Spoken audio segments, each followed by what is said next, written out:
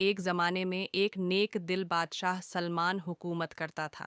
اللہ تعالیٰ نے اسے 7 بیٹیاں عطا کی تھیں جو نہ صرف خوبصورت تھیں بلکہ عقل مند، نیک، عبادت گزار اور باادب بھی تھیں۔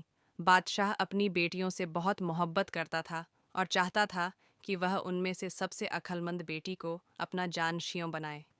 ایک دن بادشاہ نے تمام بیٹیوں کو بلایا اور ان سے ایک سوال کیا، بیٹیوں، تمہیں مجھ سے کتنی محبت ہے؟ سب بیٹیوں نے باری باری جواب دیا۔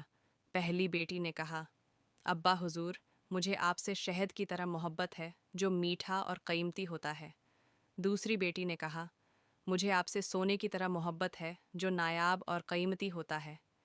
تیسری نے کہا، مجھے آپ سے خوشبو کی طرح محبت ہے جو دل کو راحت دیتی ہے۔ اسی طرح چوتھی، پانچویں اور چھٹی بیٹی نے بھی خوبصورت اور قیمتی چیزوں سے تشبیہ دی۔ جب سب سے چھوٹی بیٹی یمنا کی باری آئی تو اس نے کہا، ابا حضور، مجھے آپ سے نمک کی طرح محبت ہے۔ یہ سن کر بادشاہ حیران رہ گیا۔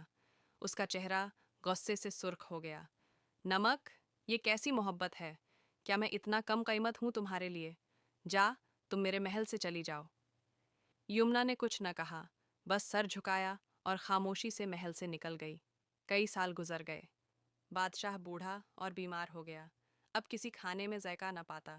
حکیموں نے معائنہ کیا اور کہا، بادشاہ، سلامت کے کھانے میں نمک بالکل نہیں ہوتا، اس لیے مزہ ختم ہو چکا ہے۔ یہ سن کر بادشاہ کی آنکھوں میں آنسو آ گئے۔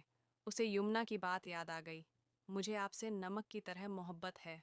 تب اسے احساس ہوا کہ نمک تو وہ چیز ہے جس کے بغیر سب کچھ بے سواد ہو جاتا ہے۔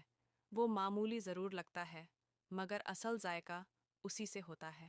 بادشاہ نے فوراً حکم دیا کہ یمنا کو تلاش کیا جائے۔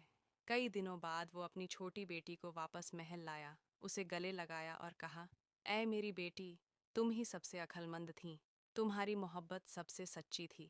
اور پھر بادشاہ نے اپنے بعد تخت و تاج کا وارث یمنا کو ہی بنایا۔